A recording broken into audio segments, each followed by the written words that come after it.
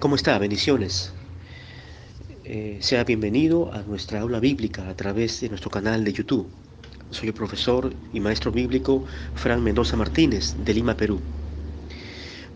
Hoy voy a despejar una incógnita eh, concerniente al pasaje de Primera de Corintios, el capítulo 15. Y vamos a leer los versículos 23 al 28. Y la incógnita que se teje en la mente de muchas personas es si el Hijo de Dios está subordinado al Padre.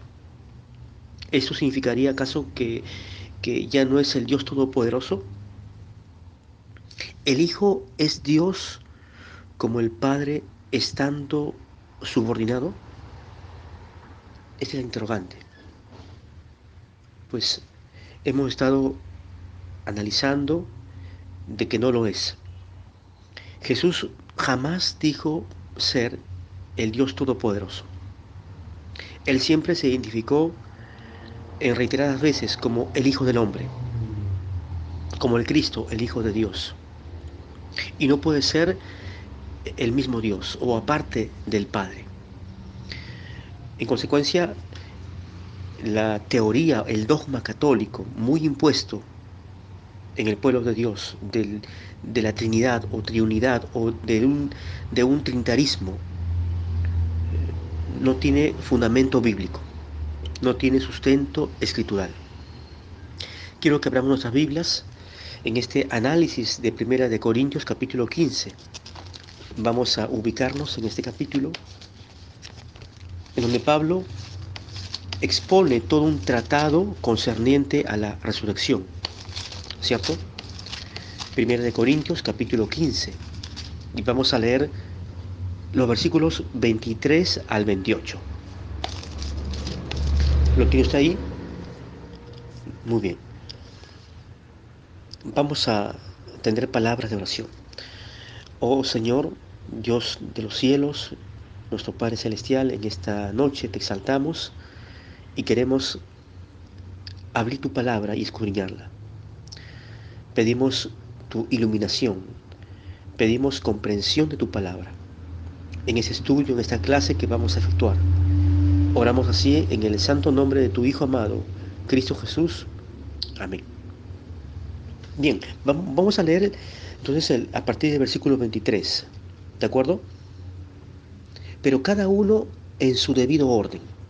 Cristo, las primicias, luego los que son de Cristo en su venida, luego el fin, cuando entregue el reino al Dios y Padre, cuando haya suprimido todo dominio, toda autoridad y potencia. Porque preciso es que Él reine hasta que haya puesto a todos sus enemigos debajo de sus pies. Y el postrer enemigo que será destruido es la muerte. Porque todas las cosas las sujetó debajo de sus pies. Y cuando dice que todas las cosas han sido sujetadas a Él, claramente se exceptúa aquel que sujetó a Él todas las cosas. Pero luego que todas las cosas le estén sujetas, entonces también el Hijo mismo se sujetará al que le sujetó a Él todas las cosas, para que Dios sea todo en todos.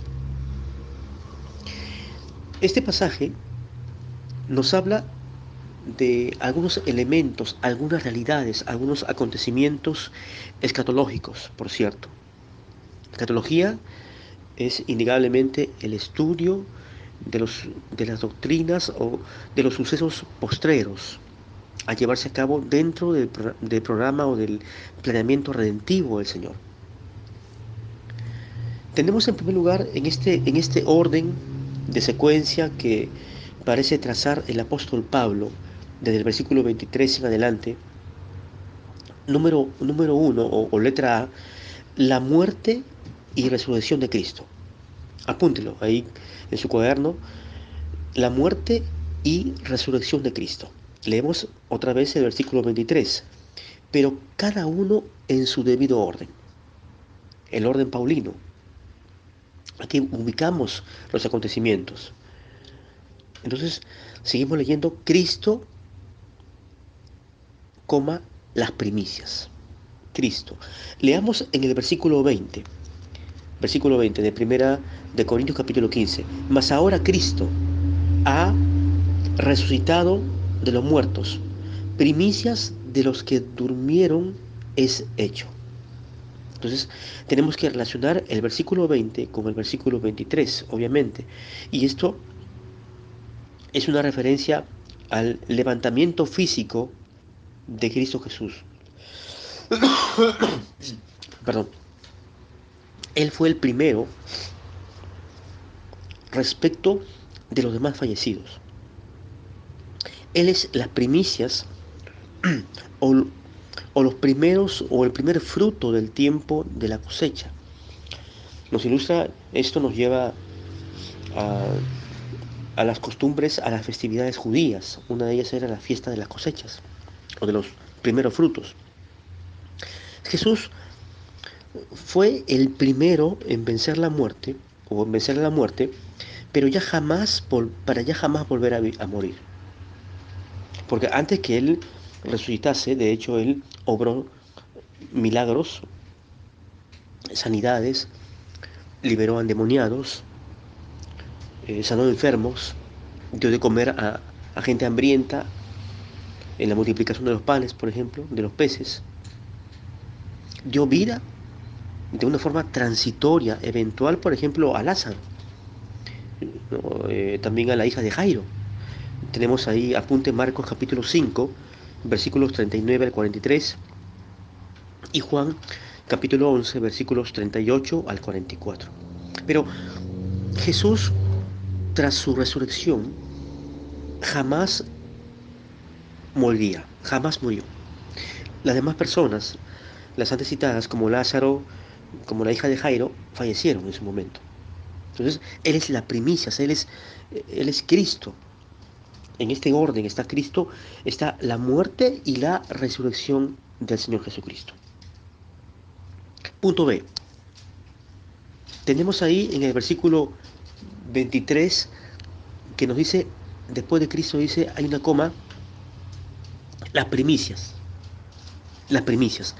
Estas primicias, apúntelo, punto B, las primicias de la resurrección de muchos santos. Tenemos ahí, las primicias de la resurrección de muchos santos. Esto lo encontramos, por ejemplo, en Mateo. Quiero que busquemos Mateo capítulo 27, para después retornar a 1 Corintios capítulo 15. Mateo capítulo 27, y vamos a leer los versículos 50 al 53. Versículos 50 hasta el 53. ¿Lo tiene usted ahí? Perfecto. Mas Jesús, habiendo otra vez clamado a gran voz, entregó el Espíritu. Y aquí el velo del templo se rajó en dos, se partió en dos, de arriba hacia abajo. Y esto era algo figurativo del acceso a través de Jesús al cielo, la presencia de Dios. Estamos leyendo en el versículo 51. Y la tierra tembló, hubo un terremoto, y las rocas se partieron. Mire el impacto de la muerte de Cristo. Versículo 52. Estos fueron señales. Y se abrieron los sepulcros, fíjese bien, se abrieron los sepulcros, y muchos cuerpos de santos que habían dormido se levantaron. Versículo 53. Y saliendo de los sepulcros, después de la resurrección de él, vinieron a la santa ciudad y aparecieron a muchos. Aparecieron a muchos. Entonces, tenemos que estos muchos cuerpos de santos, de cristianos, de creyentes, que estaban muertos, que habían dormido en el sueño eventual del alma, fueron resucitados, se levantaron.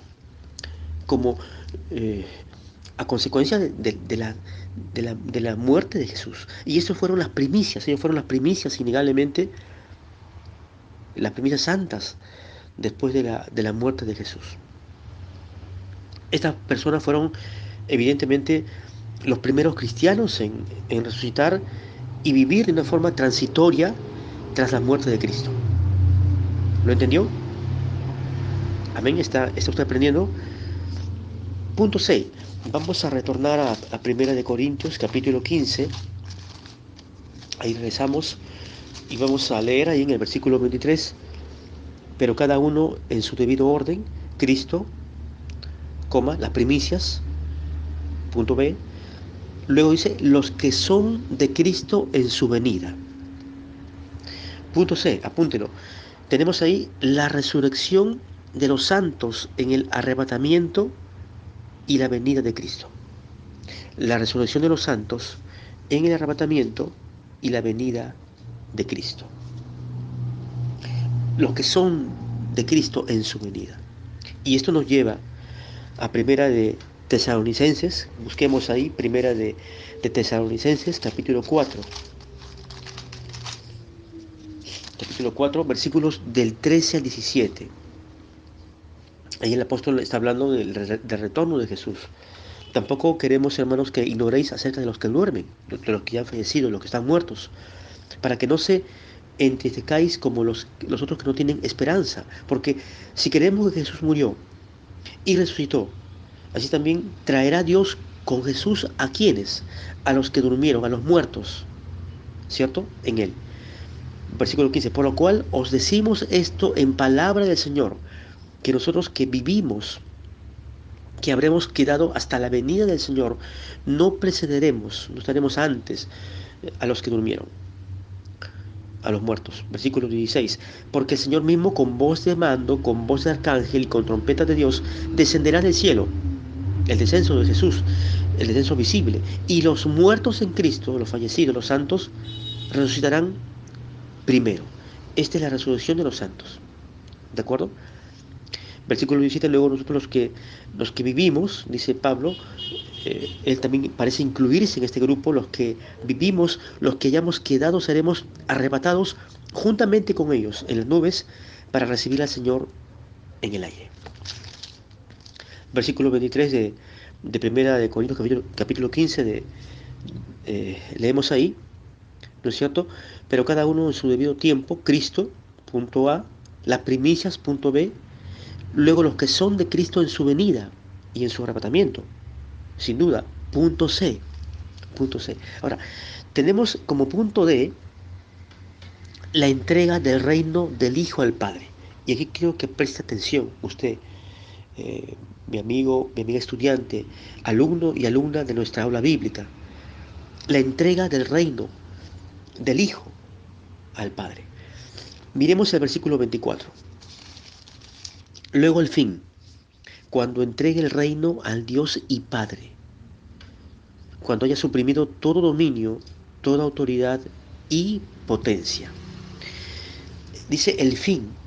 Esto va a suceder en el tiempo de un punto de culminación de la historia, de la consumación de todo el plan, reitero, ese planeamiento redentivo, salvífico, que fue ideado, trazado por el Padre. Entonces, el Hijo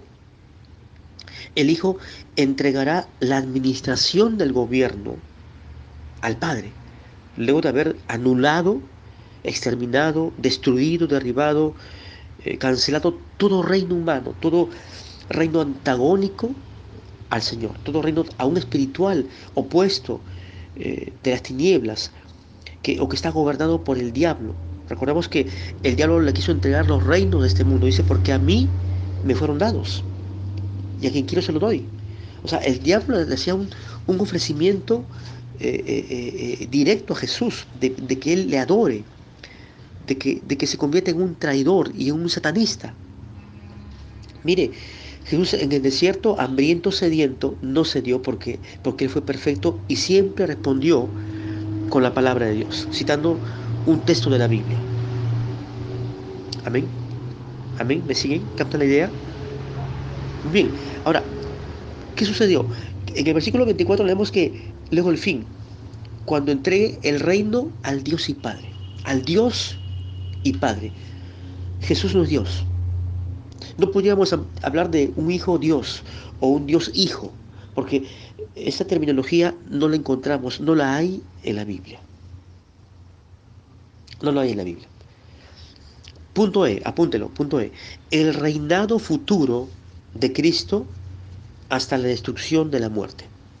El reinado futuro de Cristo hasta la destrucción de la muerte. Leamos ahí el versículo 25 y 26. Porque preciso es que Él reine hasta que haya puesto a todos sus enemigos debajo de sus pies. Y el postrer enemigo que será destruido es la muerte. Y la muerte evidentemente va a ser destruida, sorbida es la muerte en victoria. Toijón, dice, si leemos los versículos 51 al 57 de este mismo capítulo 15, por ejemplo, en el versículo 54 leemos, cuando esto corruptible sea vestido de incorrupción y esto mortal sea vestido de inmortalidad, hablando del cuerpo glorificado, de la redención del cuerpo que recibiremos usted y yo como creyentes genuinos. Entonces, se cumplirá la palabra que está escrita, sorbida la muerte en victoria. ¿Dónde está, oh muerte, tu aguijón? ¿Dónde, oh sepulcro, tu victoria? Mire, entonces, esto será algo pues tremendo, ¿no? Y glorioso al mismo tiempo. Este reino futuro, en el versículo 20 25 leemos que es preciso que Él reine hasta que haya puesto a todos sus enemigos debajo de sus pies. Esta es una profecía, un anuncio paulino del reino davídico, milenario, mesiánico, los 1000 años. Usted puede leer, por ejemplo, el libro del Apocalipsis, capítulo 20, los versículos del 1 al 7, donde está hablando del milenio, los 1000 años, literales. Creemos que serán literales, lo creemos. Y el milenio no va a anteceder al retorno de Jesús, a la parucía. El milenio será después de la parucía. Hay una corriente herética que habla de que Cristo ya vino y de que estamos viviendo el milenio. O sea, pero ya en términos espirituales. O sea, no estamos, no hay una interpretación no literal, sino alegórica, espiritualizada de un milenio que estamos viviendo, lo cual es una falacia, es un engaño herético.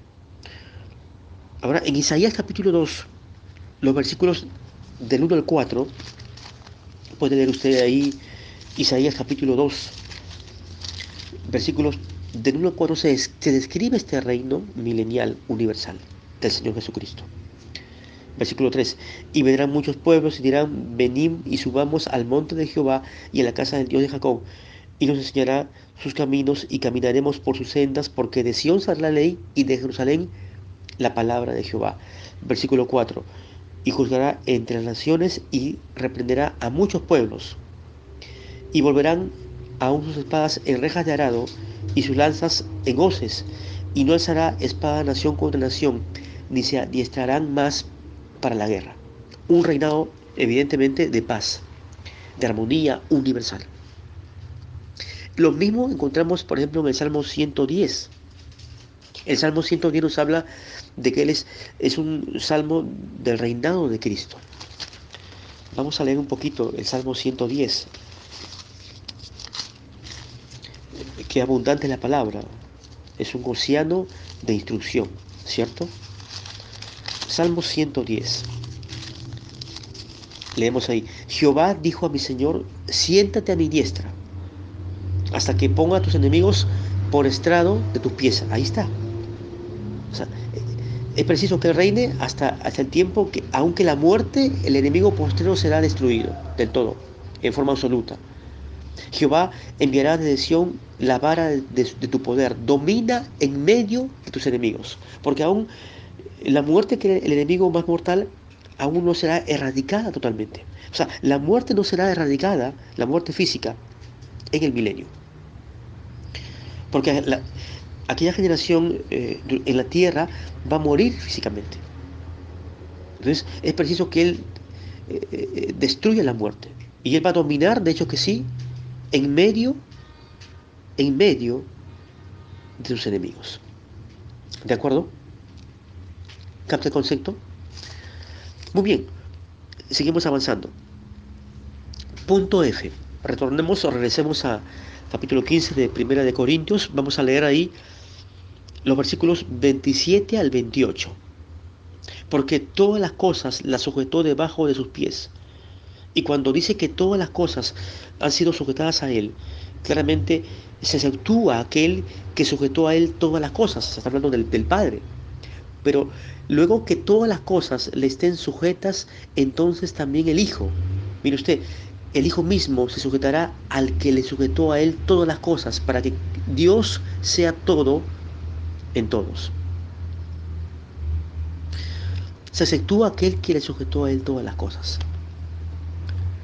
Interesante. Tenemos aquí, en estos dos versículos finales de nuestra exposición, de nuestro análisis, la sujeción final, apúntelo, la sujeción final del Hijo al Padre para la gloria del Padre. La sujeción final del Hijo al Padre para la gloria del Padre. El Padre le entregó autoridad a su Hijo. Según Mateo 28, 18, dice: toda potestad me dará en los cielos y en la tierra. Él recibió autoridad, y si la recibió, no la tuvo. Y por lo consiguiente, no pudo ser el Dios Todopoderoso. Luego también en Juan capítulo 5.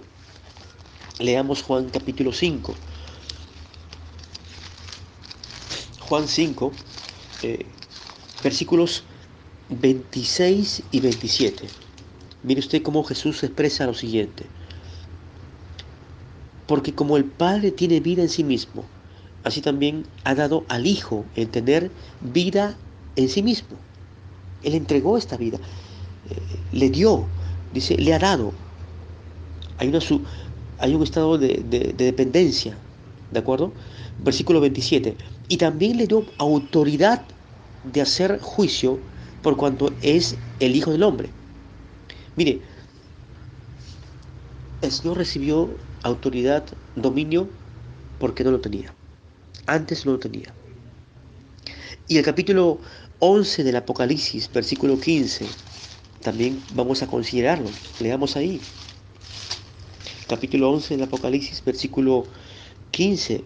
Y el séptimo ángel tocó la trompeta, y hubo grandes voces en el cielo que decían: los reinos del mundo han venido a ser de nuestro Señor, de Dios el Padre, y de su Cristo, el Hijo de Dios. Y Él reinará por los siglos de los siglos.